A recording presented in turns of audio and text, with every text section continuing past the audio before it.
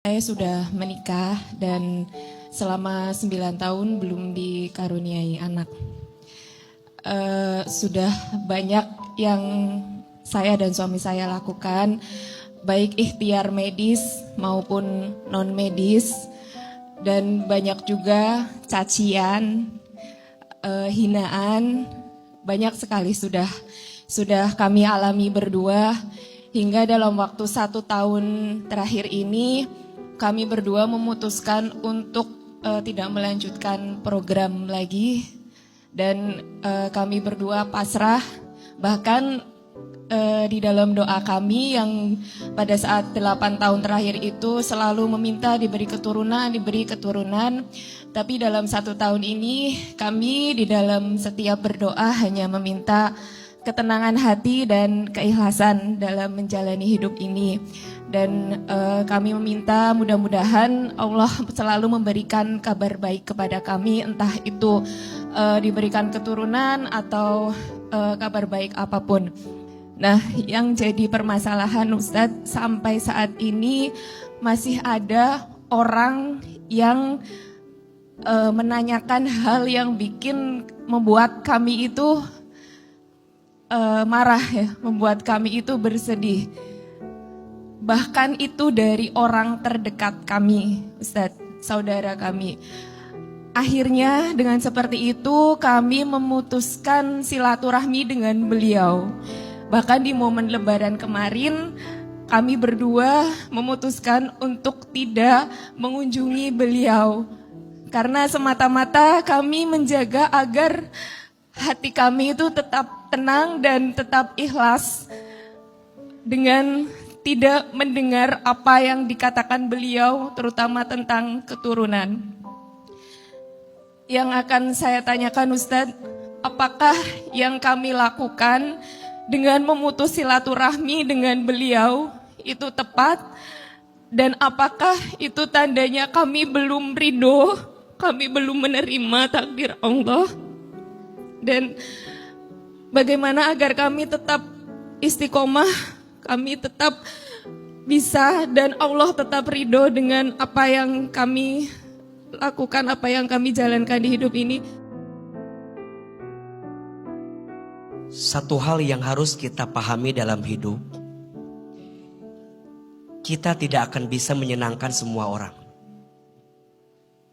Kadang kita sudah berbuat baik saja, masih ada orang yang gak baik sama kita.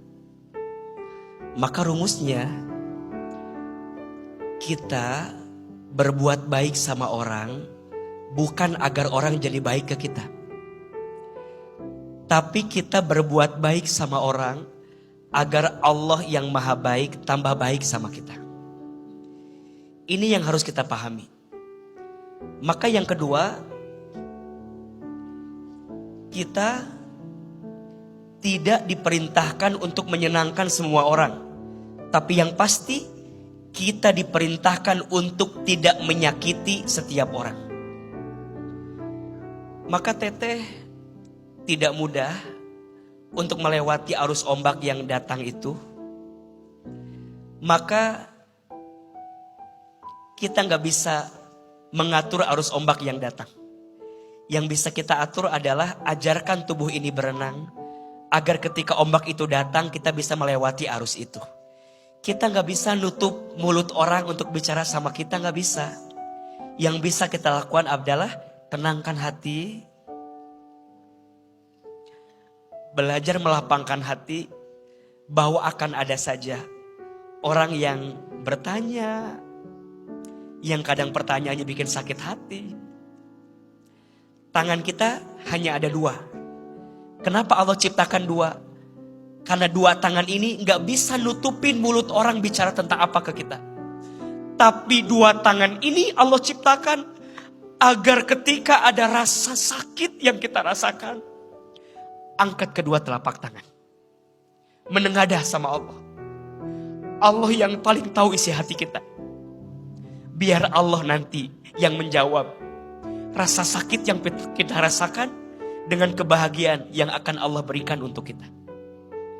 Dan ingat ya, kepada semua yang hadir, jangan terlalu sibuk bertanya kepada seseorang tentang sesuatu yang hanya Allah paling tahu jawabannya.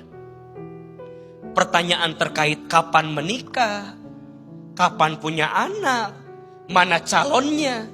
Hati-hati. Untukmu itu terkesan basa-basi dan sederhana. Tapi bagi sebagian yang lain, boleh jadi itu luka hati yang paling dalam. Karena mereka sedang diuji dengan ujian itu. Maka di antara adab yang perlu kita belajari, izin ya, kita itu harus belajar. Jangan terlalu mengumbar sesuatu yang kita anggap kebahagiaan, tapi di mata orang lain boleh jadi luka hati yang mereka rasakan.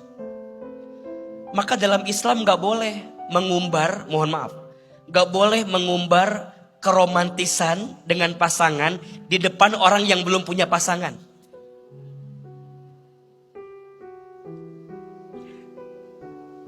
Kan sering ya? Hati-hati. Tidak semua orang melihat kebahagiaan kita dengan kacamata yang sama. Mungkin mereka punya luka hati yang dalam, sehingga tidak mudah untuk mereka lepaskan. Jangan bicara tentang kesuksesan di depan orang yang mohon maaf sedang sulit keadaannya. Makanya banyak orang yang tidak mau ikut reuni, karena reuni sering dijadi ajang sebagai pamer, betul nggak? Ajang flexing, ada nggak yang begitu? Maka kalau ditanya tadi, Ahilman, apakah menjaga jarak dari orang yang menyakiti kita itu adalah memutuskan silaturahmi? Maka jawabannya bukan. Menjaga jarak dari orang yang menyakiti kita bukan memutuskan silaturahmi, tapi menjaga hati agar tidak tersakiti berkali-kali. Setuju? Boleh kok kita ngeblok sesuatu yang nyakitin kita, boleh. Unfollow orang yang nyakitin kita, boleh. Boleh.